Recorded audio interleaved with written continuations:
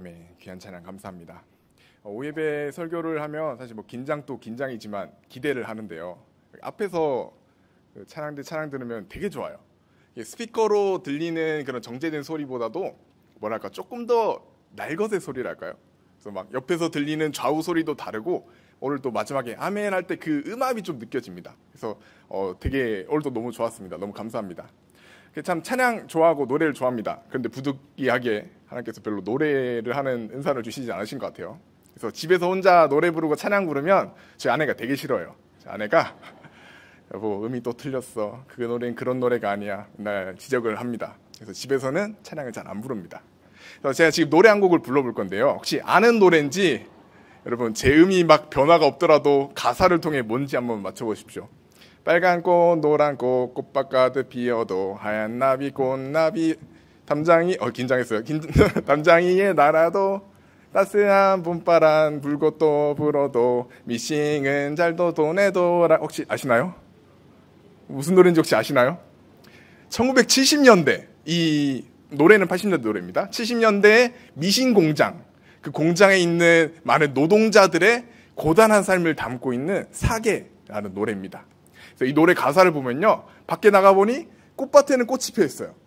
꽃나비도 날아다니고 봄바람이 불어오지만 또 여름이 오고 가을이 오고 겨울이 오지만 여전히 보이지 않는 공장에서 미싱을 돌려야 했던 그런 노동자들의 고단함이 담겨 있습니다. 비록 그들은 힘든 삶을 살았지만, 비록 보이지 않는 곳에서 일했지만 밤낮 없이 돌아가는 그 미싱 덕분에 한 가족의 생계가 이어졌고요. 또는 막내 동생의 학비가 되어주었고요. 또 한편으로는 이제 산업화 시대에 들어가는 우리 사회의 경제적인 기반이 되어 주었습니다. 이렇게 밤낮 없이 돌아가는 미싱을 통해서 한 가정에, 한 사회에 기틀이 잡혔던 것처럼 우리 하나님께서도 보이지 않는 곳에서 또 사계절 밤낮 없이 우리를 위해서 일하시는 분이십니다. 오늘 또 함께 성가대가 찬양을 해주셨는데요. 또 시편 121편 산을 올라가는 노래를 불러주셨습니다. 우리의 도움이 어디서 올까? 낮이 주무시지도 않고 자지도 않으시는 그 하나님께로부터 우리의 모든 도움이 온다라고 함께 고백을 했는데요. 이처럼 우리는 하나님의 일하심 속에 살아갑니다. 우리가 살아가는 그 모든 곳에서 하나님의 일하심이 있습니다. 우리가 함께 고백하는 것처럼 참새 한 마리가 땅에 떨어진 곳조차도 우리는 모두 다 하나님의 일하심으로 고백하지 않습니까? 모든 곳에서 찾을 수 있는 그 하나님의 일하심.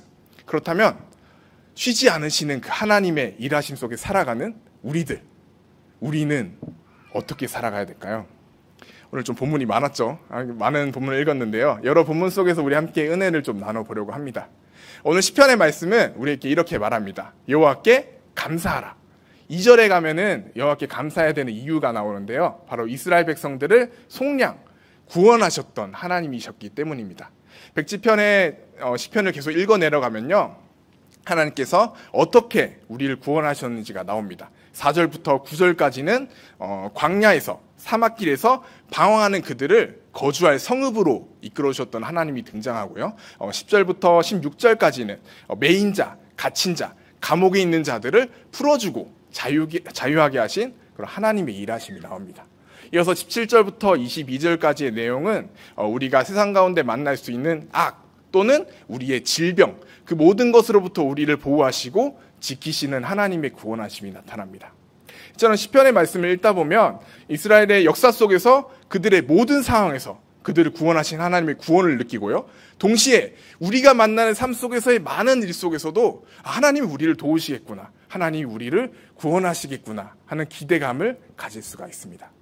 그렇기 때문에 우리는 매일매일 하나님께 기도를 하죠. 이제 그 표어가 내려가긴 했는데 올해 표어가 주여 치유하게 하소서입니다. 그 표어의 핵심 키워드는 기도와 치유입니다. 하나님께서 우리를 치유해 주실 것을 믿기 때문에, 우리의 몸과 우리의 사회와 우리 교회를 치유해 주실 것을 믿기 때문에 우리는 날마다 하나님께 기도할 수 있었습니다. 또한 우리가 매주 모이는 금요 기도회, 그 기도 제목만 보더라도 우리는 가정을 위해 기도하죠. 우리는 교회와 사회를 위해 기도합니다. 우리 자녀들을 위해 기도하고 우리 어르신들을 위해 기도합니다. 또 병상에 있는 환우들을 위해서 우리가 한 마음으로 기도하고 있습니다. 이렇게 수많은 상황들, 다양한 상황들, 우리가 삶 속에서 처할 수 있는 모든 상황 속에서 하나님께 기도하는 것은 시편을 고백했던 그 찬양을 했던 그 사람들처럼 하나님께서 우리의 모든 상황을 도와주실 것을 우리가 믿기 때문입니다. 이렇게 시편 107편의 찬양은 하나님께서 우리의 모든 상황을 도와주시는 하나님의 도우심이 소개되고 있습니다. 이어서 복음서의 말씀도 비슷한 맥락에서 하나님의 일하심을 우리에게 보여주고 계신데요. 복음서의 상황은 예수님께서 낮에 제자들과 그곳에 모인 많은 무리들에게 하나님의 나라에 대해서 가르쳐주고 계셨습니다. 예수님께서 그들에게 비유로 알려주십니다. 여러분 잘 알고 계신 4가지 밭에 떨어진 씨앗 비유, 또한 스스로 자라나는 씨앗 비유, 한 알의 작은 겨자씨였지만 자라나서 큰 나무가 되어서 새들이 깃들 수 있는 그런 나무가 되는 겨자씨 비유를 통해서 하나님의 나라가 어떤 곳인지를 제자들에게 또 거기 모인 무리들에게 알려주었습니다. 그리고 그날 밤 예수님께서는 배를 타고 건너편으로 넘어가셨습니다. 가는 도중에 풍랑을 만나죠. 물이 배 위로 넘쳐 흐르자 제자들은 두려워하며 예수님을 깨웁니다. 예수님, 우리가 죽게 되는 것을 왜 돌보지 않으십니까? 제자들의 그 다급한 목소리에 예수님께서 일어나세요. 그리고 그저 말씀만으로 그 풍랑을 잠잠하게 하시는 것을 우리가 아까 읽은 말씀 가운데 볼 수가 있었습니다. 이렇게 예수님께서 보여주신 그 기적을 기록한 이 마가복음은요, 단순히 예수님이 능력 있으신 분이야, 예수님이 자연도 이렇게 통치할 수 있는 분이야 라는 것을 보여주는 것에 그치지 않습니다. 이 이야기는 앞서 낮에 있었던 그 하나님의 나라의 비유의 연장으로 우리는 이해할 수가 있습니다. 예수님을 통해서 그저 비유로만, 말로만 들었던 그 하나님의 나라가 예수님이 우리 가운데 오심으로 말미암아 하나님의 나라가 실현되고 있구나, 우리 그들을 제자들과 그 사람들이 느끼며 배울 수가 있었다는 것입니다. 이렇게 복음서에서 등장하는 예수님 모습을 통해서도 우리는 하나님의 구원하심을 느낄 수가 있습니다. 뿐만 아니라 예수님께서는 제자들의 그 무지함, 믿음 없음에서도 그들을 구원하셨죠. 물론 책망하십니다. 너희가 왜 두려워하느냐? 왜 너희가 믿음이 없느냐? 그러나 그것과는 아무 상관없이 그들의 생명을 구해주시는 예수님의 모습들을 우리가 보았습니다. 이런 모습 속에서 우리는 종교개혁의 위대한 정신이 오직 믿음이라는 말도 생각나게 합니다. 오직 믿음이라는 말 참 우리에게 희망적이잖아요. 우리의 힘으로, 우리의 공로로 우리가 그 구원을 얻을 수 없지만 하나님께서 우리에게 은혜 주셨기 때문에 하나님께서 우리에게 우리의 믿음을 보시고 우리를 구원해 주셨구나, 이러한 우리는 감사함을 가질 수가 있습니다. 예수님께서 풍랑을 잠잠하게 하시는 이 마가복음의 말씀을 통해서 우리는 우리의 부족함, 우리의 믿음 없음과 상관없이 여전히 우리를 위해서 일하시는 하나님의 일하심을 발견할 수가 있습니다. 그런데 여러분, 그거 아십니까? 다 해주는 부모님, 모든 걸 다 들어주는 부모님 밑에서 자라는 자녀는요, 아무것도 할 줄 몰라요. 밥 다 차려줘요. 하나하나 다 떠먹여줘요. 그 어린아이는 스스로 밥을 챙겨 먹을 줄 모릅니다. 아침 저녁으로 다 씻겨주고 옷 입혀주고 닦아주고, 그 아이는 혼자 양말 하나도 신을 수 없는 아이로 자랄 겁니다. 그런 것들을 볼 때 하나님께서 우리 삶의 모든 부분들을 다 일하시고 책임져 주신다면 우리는 무엇을 해야 되지? 라는 생각을 하게 됩니다. 조금 과장해서 말하면, 과장해서 말하면 우리가 가만히 숨만 쉬고 교회 나와서 예배만 드리고 기도하고 찬양만 하면 하나님의 나라에 갈 수 있는 행복한 삶을 살 수 있을 것 같다는 생각이 듭니다. 그러나 그것이 과연 우리의 삶이라면, 그것이 믿는 자의 삶이라면 우리의 삶의 의미는 대체 어디서 찾을 수 있을까요? 오늘 서신서의 말씀은 우리가 놓치고 있는 것이 무엇인지를 알려줍니다. 서신서는 우리에게 이렇게 권면하는데요, 너희가 하나님의 은혜를 헛되이 받지 마라 라고 말을 합니다. 이 말을 이해하기 위해서 고린도 교회의 상황을 좀 이해할 필요가 있습니다. 고린도 교회는 신생교회로서 좀 문제가 많은 교회였어요. 여러분 아시다시피 바울파, 게바파, 아볼로파, 당파를 지어요. 자기들끼리 무리를 짓고 내가 더 좋다, 내가 더 뛰어나다 라면서 싸우는 교회였습니다. 뿐만 아니라 성경 속에서도 등장하지만 그들 가운데는 성적인 문제도 많이 가지고 있었어요. 그들 가운데서는 교회 안의 문제를 사회 법정으로 가져가서 교회를 욕되게 하는 그런 모습도 가지고 있었습니다. 이러한 고린도 교회의 부족한 모습을 위해서 바울은 고린도전서의 편지를 쓰죠. 그리고 그들에게 책망하며 동시에 어떻게 해야 된다라는 권면을 줍니다. 그러나 바울의 편지를 받았던 고린도 교회는 여전히 변하지 않습니다. 오히려 그들에게 왔던 거짓 교사들의 가르침을 받아들여요. 그리고 자신들에게 복음을 가르쳐줬던 바울을 믿지 못하는 사람이라고 이야기하기도 합니다. 이런 고린도 교회의 상황, 아무런 삶의 변화도 가져오지 못하는 상황, 그런 상황 속에서 바울은 오늘 고린도후서의 말씀 속에서 이렇게 말씀을 하는데요. 오늘 함께 읽진 않았지만 고린도후서 5장 15절에 이렇게 말하고 있습니다. 그가 모든 사람을 대신하여 죽으심은 살아있는 자들로 하여금 다시는 그들 자신을 위하여 살지 않고 오직 그들을 대신하여 죽었다가 다시 살아나신 이를 위하여 살게 하려 함이라. 바울은 이렇게 말하는 것입니다. 너희가 그리스도의 복음을 받았지 않냐? 예수님께서 너희를 위해 죽었지 않냐? 그런데 왜 너희의 삶은 변하지 않고 왜 너희의 삶의 목적에는 예수님이 없느냐? 책망합니다.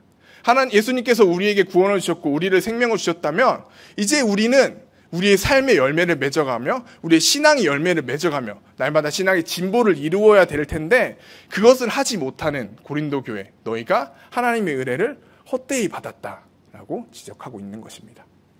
이어서 바울은 자신의 삶에 대해 이야기를 나누는데요. 오늘 함께 읽었던 본문 4절 이하의 말씀입니다. 바울은 이렇게 말합니다. 오직 모든 일에 하나님의 일꾼으로 자천하여 많은 것을 견딘 것과 환난과 궁핍과 고난과 매맞음과 갇힘과 난동과 수고로움과 자지 못함과 먹지 못한 가운데서도 깨끗함과 지식과 오래 참음과 자비함과 성령의 감화와 거짓 없는 사랑과 진리의 말씀과 하나님의 능력으로 의의 무기를 좌우에 가지고. 바울은 자기를 하나님의 일꾼으로 소개하는데요. 하나님의 일꾼된 바울의 삶은 처참했습니다. 환난과 궁핍과 고난, 매맞음, 갇힘, 난동, 수고로움, 자지 못함, 먹지 못함, 수많은 고난 가운데 살았습니다. 그러나 바울은 깨끗함과 지식과 오래 참음을 가지고 살아갔다라는 것입니다. 바울의 삶을 통해서 우리가 놓치고 있는 것이 무엇인지를 발견하게 됩니다. 바로 하나님의 도우심, 하나님께서 우리에게 주시는 그 힘과 권능이라는 것은 내가 가지고 있는 모든 문제를 전부 다 해결해 주시고 내 마음에 있는 모든 근심을 모두 다 해결해 주시는 그런 만능 열쇠가 아니라 우리의 삶이 비록 환난과 궁핍과 고난이 가득할지라도 거기에 매몰되지 않고 예수님을 의지하며 일어날 수 있는, 다시금 우리의 삶을 살아갈 수 있는 그런 힘을 주시는 것이 바로 하나님의 일하심이라는 것입니다.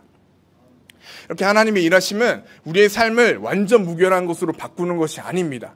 오히려 우리가 처한 그 어려운 상황 속에서도 하나님을 붙잡고 의지하며 오늘을 살아갈 수 있는 힘을 주시는 것이 바로 하나님의 도우심이신 겁니다. 이렇게 볼 때 우리는 앞서 살펴봤던 말씀들도 새롭게 이해할 수 있습니다. 앞서 함께 살펴본 시편 107편, 그저 우리 하나님이 우리를 구원하셨다 만세 하는 찬양이 아니라요, 이 찬양의 가사는 감사의 제사에 불러졌던 노래인데요, 우리를 구원하신 하나님께 감사하며 나왔습니다. 그러나 이 감사로 끝나지 않습니다. 우리를 구원하신 하나님께 우리는 어떻게 살 것인가, 우리는 무엇을 드릴 것인가, 하나님 앞에 서원을 하는 서원 제사였습니다. 우리를 구원하신 그 하나님 앞에 우리의 삶을 어떻게 살아갈 것인가 결단하는 그런 찬양의 가사였던 것입니다. 뿐만 아니라 예수님의 모습들 속에서는 우리가 부족하든 우리의 믿음 없든 그것과 아무 상관없이 우리를 도와주시는 것이 아니라 하나의 씨앗 같던 그 제자들, 하나의 겨자씨 같이 작고 연약했던 그들, 그러나 그들이 자신의 실수와 부족함을 거기에 좌절하지 않고 다시 일어나서 장차 새들이 깃들 수 있는 커다란 나무로 성장할 수 있도록 그들을 인내해 주시고 그들을 보듬어 주시는 그러한 하나님의 나라의 모습을 그들 가운데 보여주신 것입니다. 좀 하나님의 도우심이라는 것은요, 그저 우리가 나무를 바라보고 입을 벌리고 감이 떨어지길 기다릴 때 하나님께서 감을 떨어뜨려 주시는 것이 아닙니다. 오히려 우리가 그 감나무에 직접 올라가서 감을 따먹을 수 있는 힘을 주시는 것이 하나님이 우리에게 주신 그런 힘과 권능인 것입니다. 하나님께서 우리의 삶에 일하시니 우리는 무명한 자 같으나 유명한 자로 살아갈 수 있습니다. 바울은 우리가 느끼는 것만큼 대단한 사람이 아니었습니다. 그 당시에는 쉽게 무시당하고 멸시당하는 작은 사람이었습니다. 바울의 출신지였던 그 다소의 바울의 모습을 버리고 사도로서의 삶을 택한 바울은 많은 사람들에게 무시당하고 멸시당하는 무명한 자였습니다. 그러나 바울은 거기에 좌절하지 않습니다. 자신이 하나님 앞에 인정받은 자, 하나님이 택한 자, 사도임을 잊지 않고 하나님께 인정받기 위하여 그곳에 최선을 다했던 그 모습이 바로 사도 바울의 모습이었던 것입니다. 우리의 모습도 그러합니다. 우리는 언제나 세상의 평판, 사람들의 손가락질, 그들의 평가에 대해서 언제나 민감하게 반응합니다. 그러나 거기서 우리를 타협하고 우리를 맞춰가는 것이 아니라 하나님께서 나에게 힘을 주시니 하나님께서 나를 도우시니 나는 하나님 앞에서 살아가는 유명한 자로 살아갈 수 있는 것입니다. 하나님께서 우리 삶에 일하시니 우리는 죽은 자 같으나 살아있는 자로 살아갈 수 있습니다. 바울은 실제로 죽음의 위협을 많이 느꼈습니다. 오늘 본문에도 등장하는 것처럼 계속해서 매맞음과 가난과 많은 어려움을 겪었습니다. 뿐만 아니라 그 내면에서 나의 옛사람은 죽었고 이제는 그리스도를 위해 살아간다라고 고백하기도 했었습니다. 이처럼 우리는 우리의 마음 안으로 또는 우리의 외적으로 많은 고난을 느낍니다. 세상 속에서 살아갈 때 만나는 많은 사람들, 많은 일을 통해서 우리는 많은 고난을 느끼지요. 뿐만 아니라 여전히 내 안에 자리 잡고 있는 나의 옛 모습, 성화되지 않은 부끄러운 나의 모습, 그것이 언제나 나의 발목을 붙잡고 있습니다. 그러나 하나님께서 우리에게 일하시며 하나님께서 우리에게 힘을 주시니 우리는 우리의 내적인 모습, 우리의 외부적인 상황, 그곳에 매몰되지 않고 하나님 앞에 살아가는 자로 결단하며 살아갈 수 있는 것입니다. 하나님께서 우리의 삶 가운데 일하시니 우리에게 힘과 권능을 주시니 우리는 근심하는 자 같으나 우리는 좌절하는 자 같으나 우리는 가난하고 아무것도 없는 자 같으나 우리는 하나님 앞에서 기뻐하며 모든 것을 가진 자로 이렇게 살아갈 수 있는 것입니다. 물론 우리의 삶 가운데서 우리의 구원에 있어서는 우리가 아무것도 할 수 없음이 분명합니다. 욥의 이야기를 기억해 봅시다. 오늘 함께 욥기의 말씀도 읽었는데요. 욥은 당대의 완전한 자, 하나님을 경외하며 악에서 떠난 자라고 성경이 평가합니다. 욥의 경건이 얼마나 대단했는지 모릅니다. 그러나 그 욥조차도 하나님 앞에서는 아무것도 아닌 사람이었습니다. 오늘 함께 읽었던 성경 속에서 하나님은 욥에게 물으시죠. 내가 땅의 기초를 놓을 때 네가 무엇을 하였느냐?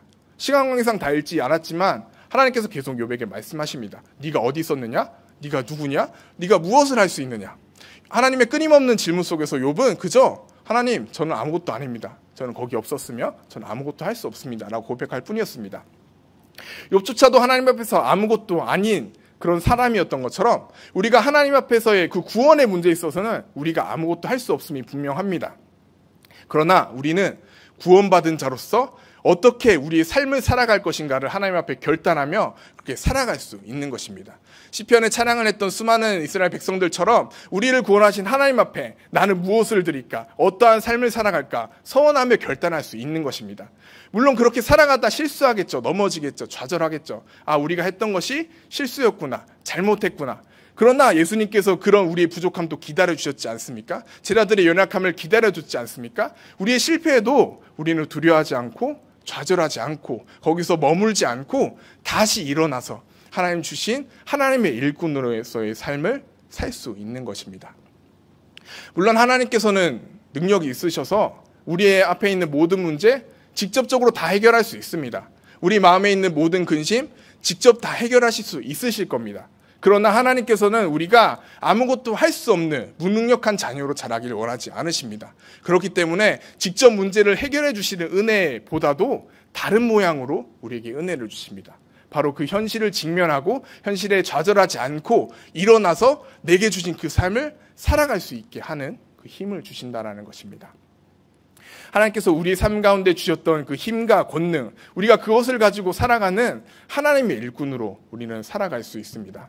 우리는 많은 고난을 만날 수도 있고요. 많이 좌절할 수도 있습니다. 그리스도인이지만 우리는 사고를 당할 수도 있고요. 우리는 사기를 당할 수도 있고요. 다른 사람들에게 배신을 당할 수도 있습니다. 여러분의 삶 가운데서 많은 고난을 당할 수 있습니다. 그러나 하나님께서 우리의 삶에 일하시니 우리는 거기서 넘어지더라도 다시 일어날 수 있는 것입니다. 하나님의 도우심이란 것은 우리가 그곳에서 다시 일어나서 우리에게 주신 그 삶을 살게 하는 힘이기 때문입니다. 여러분의 삶은 어떠십니까? 여러분이 만나고 있는 고난은 무엇입니까? 여러분은 날마다 화나게 하고 짜증나게 하고 때로는 나의 모든 자존감을 무너뜨리는 그 상황은 무엇입니까? 혹은 내가 직면하고 있는 나를 어렵게 하는 그 사람은 누구며 또 나를 어렵게 하는 경제적인 문제 또는 그 모든 관계가 무엇입니까? 우리의 삶이 어떠하든 우리가 어떠한 문제를 가지고 있든 하나님은 우리를 위해서 일하십니다. 우리에게 그 문제를 일어나 그 문제를 해결할 수 있는, 그 문제를 버텨갈 수 있는, 현실과 타협하지 않을 수 있는 힘과 믿음을 주십니다.